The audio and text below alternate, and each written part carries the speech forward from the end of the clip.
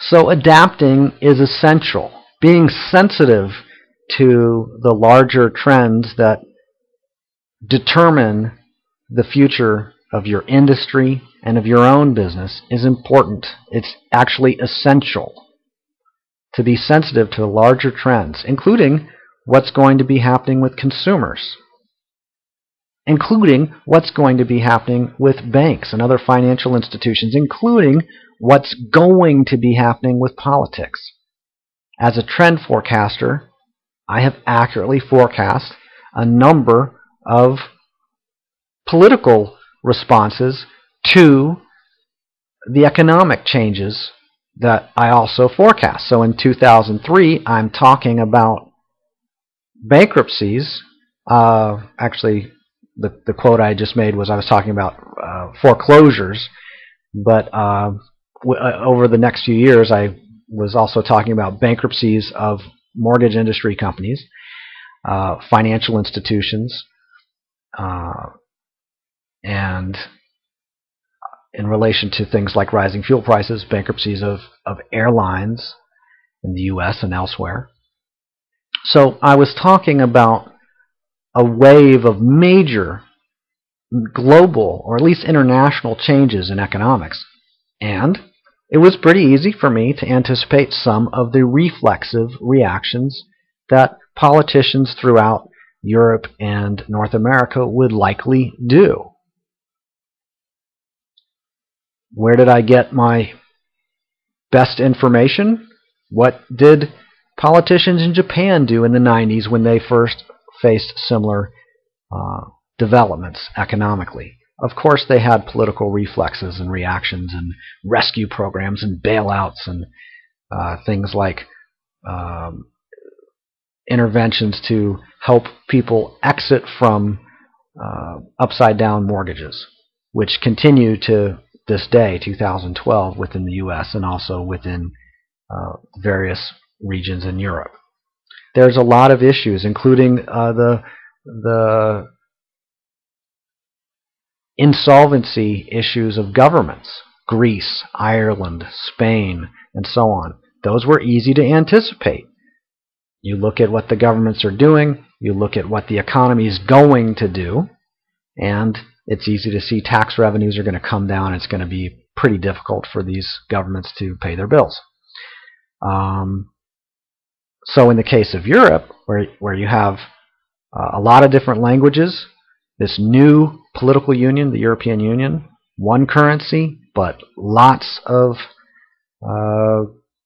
national interests, lots of cultures.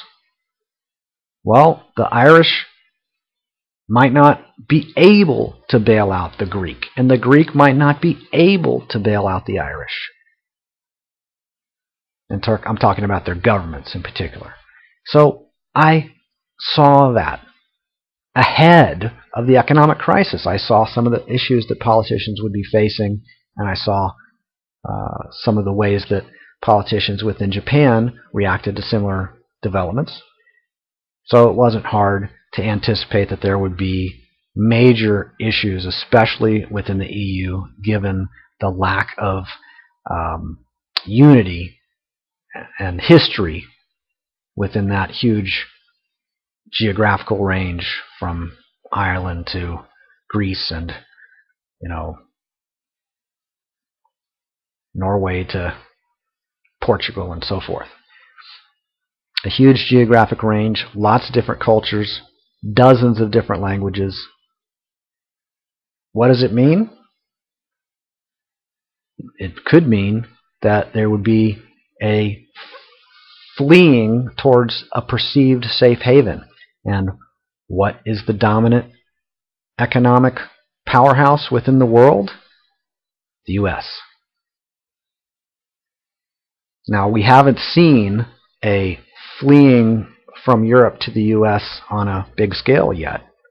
But in the 90s, we did see Asian investors, in particular Japanese investors, fleeing from Japanese markets, which were shrinking and dropping in price, towards America, towards the U.S. the high-tech boom, Silicon Valley, that came about as Asian high-tech companies invested in California and other places, even Texas. So, over time,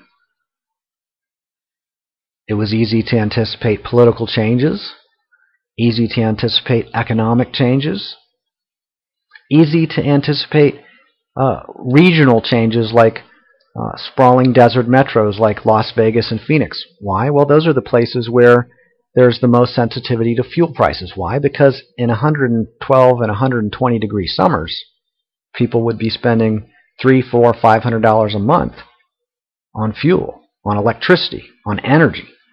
And if they are in sprawling desert metros and they're driving 25 miles each way to work in automobiles that are getting 18 and 12 miles a gallon, that's going to be some pretty big commuting expenses. It can affect their capacity to borrow that additional $100,000 for that even bigger home even further out. They went from the $200,000 home to the $300,000 home. Then they went from the $300,000 home to the $400,000 home. Then they went from the $400,000 home to the $500,000 home. And then the $5,000 home became a $200,000 home within a few years. That's what happened. Why did that happen? Because the boom or the bubble expanding stopped expanding and started shrinking. And people didn't want to drive so far away from their place of work.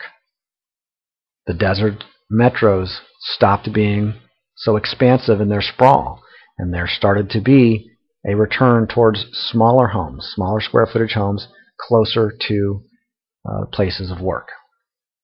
That changed the buying and selling and borrowing behaviors of homeowners and businesses as well. So, the construction industry in those areas was influenced dramatically. What you saw in the 90s and what you saw in the last few years were quite different for quite a few industries, especially within those sprawling desert metros, but within all of the U.S. So, at the same time as some industries are shrinking, other industries are growing. At the same time as some countries are having trouble, like Japan or Greece, other companies are doing quite well, like oil-rich countries. Sorry, let's say oil-rich countries. The countries of OPEC, even the U.S., the number 3 producer of oil in the world. The U.S. doing much better than Japan, much better than Greece. Why? Well, the U.S. produces several million barrels of oil every day. And oil was a big, big deal. 2006, 2007, 2008, huge increases in price. Areas of the U.S. like Alaska that are most rich in oil, they did pretty well. The Alaska state budget, not a problem. 49 state budgets had some pretty good problems. Alaska, not much of a problem. They were an oil-rich state. They did extremely well as oil prices rocketed. How about in Canada? Alberta, the province with a huge amount of oil, did okay. A lot of other provinces didn't do so well. A lot of budget issues. What about Saudi Arabia? What about Venezuela? Were there major budget issues in those countries in 2008? No. There were major budget issues, though, in Greece, in Japan, places that had very little oil production and lots of dependence on imported oil. So, different nations grow and shrink at the same time. Different industries grow and shrink at the same time. Some industries grow and some industries shrink. At the same time, some companies within a particular industry grow and some shrink. I mentioned before the 15 companies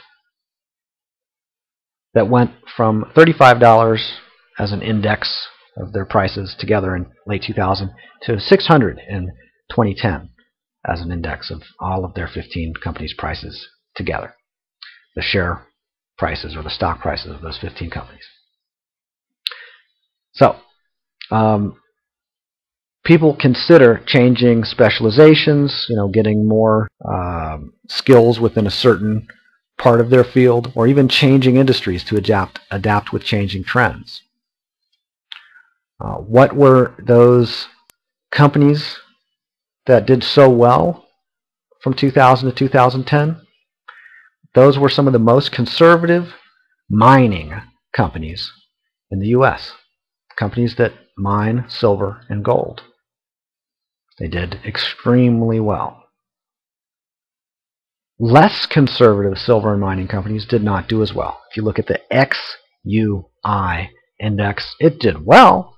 It did much better than most of the U.S. stock market, but it did not do nearly as well as HUI. HUI is that stock sector that went from 35 in 2000 to 600 in 2010, a rise of over 1,600%. Is it possible to grow 1,600%? Absolutely. It's happened. In fact, within those 15 companies, some of them rose more than 1,600%.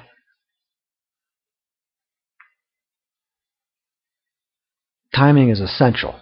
Timing is not everything. Certainly, low price matters and quality matters, but timing is essential. Adapting to changing times is essential. So if you're interested in a conversation about what trends that I've noticed already changing that most people haven't noticed yet, kind of like in early 2003 and in 2004, I was noticing trends that other people hadn't noticed yet, that as late as the fall of 2005, that PhD in economics was still dismissing, and even into 2008 and even into 2012, if you look around, that person is still the chief investment strategist for Wells Capital Management, even with their perhaps rather disappointing accuracy, perhaps their rather expensive advice. For someone who followed it, they could have gone bankrupt or at least had a foreclosure of their real estate by ignoring warnings that people like myself had been issuing for years with lots of data. Anyway, if you're interested in considering how you can adjust your business as far as better ways of connecting with consumers, positioning yourself to capture the internet wave as consumers use magazines and newspapers and phone books less and use their electronic devices like computers and cell phones to search online, to look at your reviews for your company from previous customers, to look at testimonials from happy customers and reviews from customers that might not have been entirely satisfied. Also to look at your rankings when they're just urgently looking to find a business of a certain sort in a certain geographic area. The internet has now surpassed television in the UK. In the UK, internet-based advertising is bigger than TV-based advertising. Companies in the UK tremendously value the internet, and television advertising has actually decreased in many places and within many industries. Where's some of that money going? To the internet. Why? Because it works. AT&T didn't insist that it continue to promote telegraphs. It adjusted over time. Even Yugo, When it saw that things weren't working well in the U.S., it withdrew from the U.S. and focused on some European markets that were more receptive to their product, where their product was more popular. And that company did rather well for several decades. How can you adapt to what is changing now and in the future? To be a leading business within your industry, or perhaps even to change industries to be participating in an industry that's one of the leading industries, a growing industry, such as, yes, even a mining company, as odd as that may be, or as unfamiliar as that may be. Now, I don't necessarily think that those mining companies are going to continue to do well. In fact, they've had some pretty unfavorable results within the last few years. Some of them have. However, there are many industries that will do distinctively well compared to industries in general. Again, we can look to a place like Japan and notice that as many industries declined, some grew. In the U.S., in the last 10 years, last 12 years, as many industries declined, some grew. As time goes on, month after month, year after year, we can continue to look at what trends are manifesting. What do consumers value, and how are consumers' values changing? Do they value being closer to their workplace and in a smaller home that's less expensive to heat during those hot summer months in a sprawling desert metro? If that's what they value, it's going to affect prices, isn't it? It's going to interrupt old trends. It's going to create new trends. How can you position your business to be a leader within your industry? How can you position your own finances to be concentrated in industries which are leaders now and in the future? If you'd like to explore a conversation about what will be essential, what will be most valuable, what will be the factors that allow for your business to be a leading business, well, there are many general comments that I could make that people in general, that businesses in general, have not been valuing in recent years, that I'm clear that is increasingly valuable to them, and more businesses are going to be doing certain very simple things differently because of the tremendous value given the changing economic climate within the U.S. and elsewhere. But the specific adjustments that are most relevant for you personally and for your business, well, that depends some on you and your business and your personal financial situation and the specific financial situation of your business. If you're interested in talking with me further, please contact me. One way to do that is by calling me at 480-265-5522. My name is JR. I look forward to talking with you further.